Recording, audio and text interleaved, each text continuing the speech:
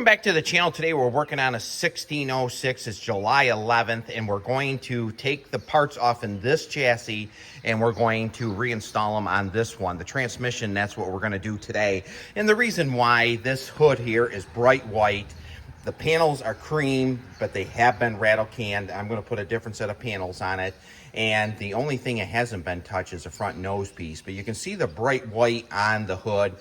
I'm going to get a new decal kit from Maple Hunter, and I'm going to put I already have it all buffed out, a good hood, and make this machine look a little bit more presentable. The frame on it it's actually in good shape. It's not rusted, but you can see the rattle can paint right there. There's the original, there's the old, and this frame that we're going to be putting this in is out of a 1204. It's in really good shape. Now you have to put in a standard one unless you change the cross shaft in here. And the reason why, if you use the hydrostat one, it has a lever over here. You need the lever right there for the disconnect for the throwout bearing. So this is going to work out really well. The only problem with this chassis right here is I have a little rust in this area right here. And so I put some Permatex rust remover on it, and that'll treat it, so we'll convert it so it won't be rusting anymore. Buff the frame out, and this one here, it looks like it's in pretty good shape. So today, we're going to put you in a stand, and we're going to install this 3-speed.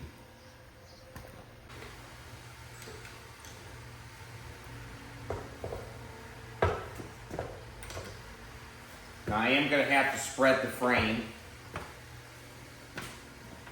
Now I get some emails about using a floor jack. Actually, it works better for me. Once you get them, this one here is not well balanced. The hydrostat ones balance out a little bit better. I think we're going to have a little bit more of an issue on the front bolts than we would with a hydrostat, but we'll see. We're in no hurry, so it doesn't make any difference how long it takes. So now we're going to take the bolts out. We're going to have a little bit of mess.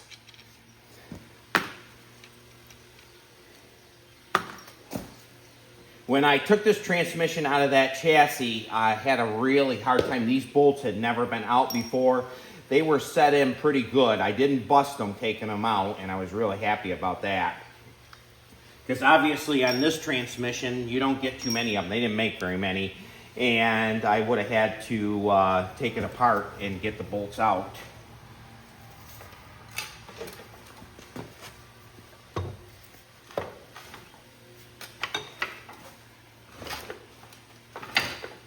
Now obviously we have quite a mess already started.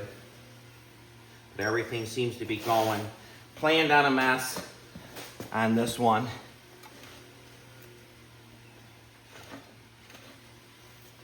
And we're pretty close right there.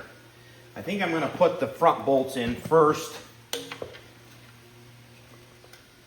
me get a punch. Now we're going to have to add some oil to it. Kind of figured that.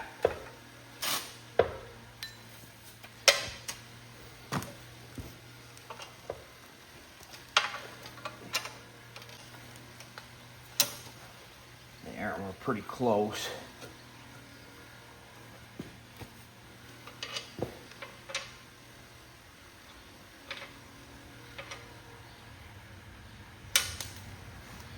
We have a punch in this side.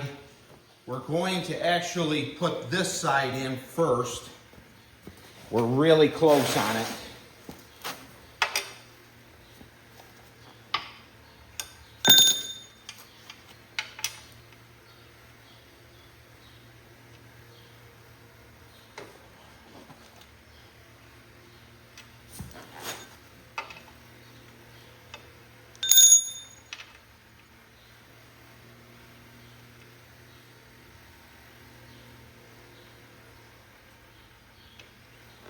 I'm going to get some penetrating oil, put on the hole, in the hole.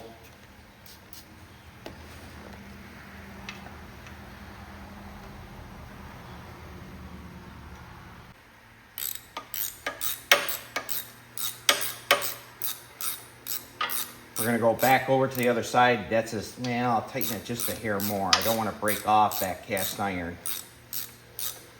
because I believe the front portion is cast iron on these.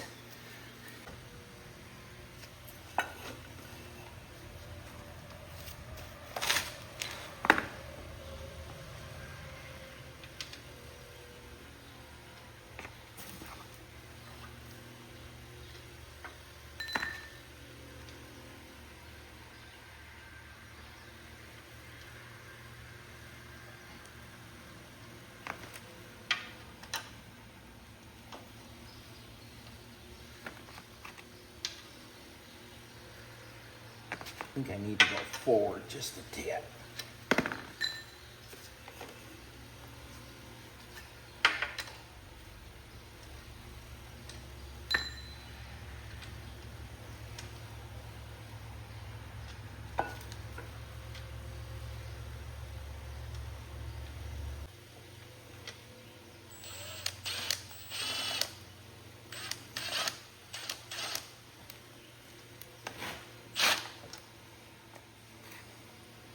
I knew this was going to be a little bit of a job.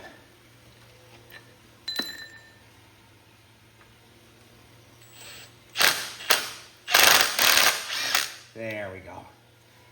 Sometimes an impact is your friend. Sometimes it can get you in trouble.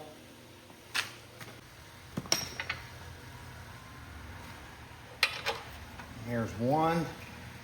Hopefully this front bolt is close, and it is. I figured that it was the best way to get the front bolt in first. I've actually never installed one of these before.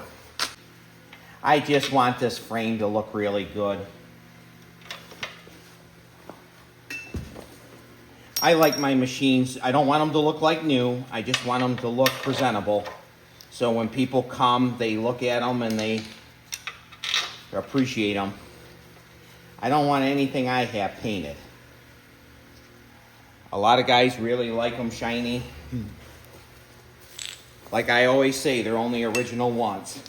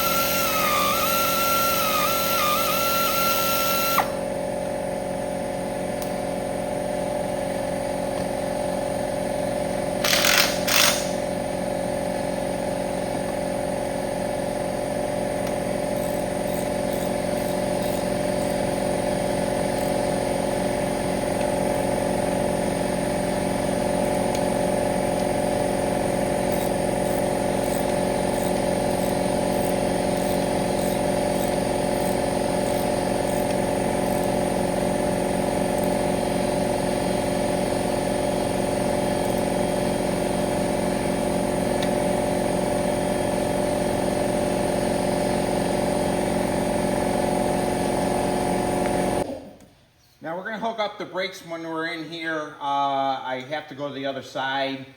And another thing is, be careful putting this one in right here because you don't want to strip the threads out, because if you strip the threads out, you're going to be drilling it and you're going to be going one size bigger. So we're going to get the clip on here, and then we're going to go to the other side and do exactly the same thing. Side. That's tight enough. We'll do the rest with a wrench. I don't want to cause myself more trouble. And then we'll get the brakes hooked up. Then we're going to put the wheels on it, and then we'll have a rolling chassis. Now I realize a 1606 doesn't have a lot of value, but I kind of like tractor, I'm going to be honest. Something a little different. I'm not a big Briggs & Stratton fan, so.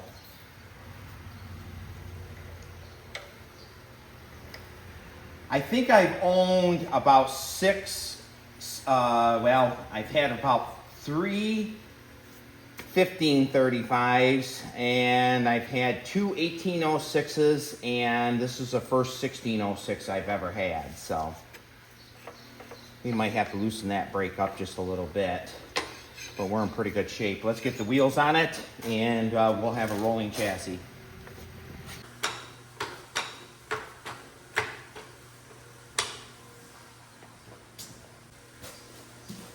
So it takes a 3/4 to put these wheels on. One thing nice about the 82 series is on the later ones they have the studs.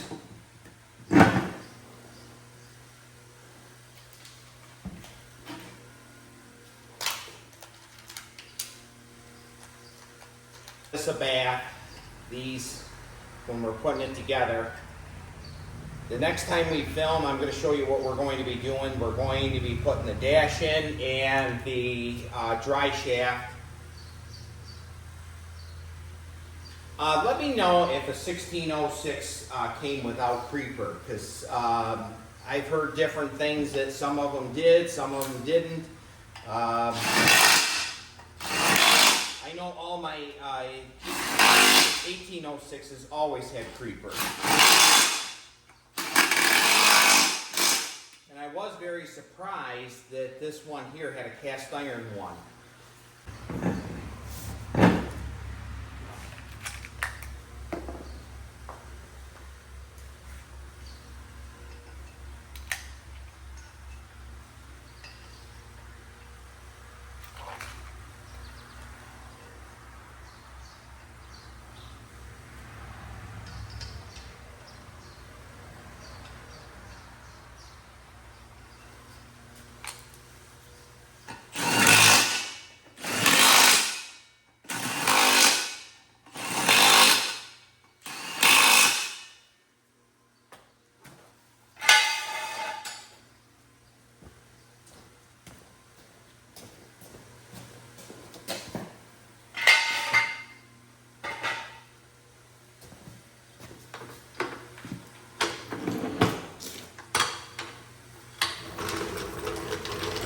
To come together, really happy with it. It wasn't nearly as tough as I thought putting that transmission in. I was a little bit worried about these front bolts, but they weren't nearly as bad as I thought they were going to be. So we're going to, the next time we film, put the dry shaft in. I already have the steering box in, and I do have it loose, so I can put the dash down, get everything lined up in it, because the steering boxes aren't precise in these.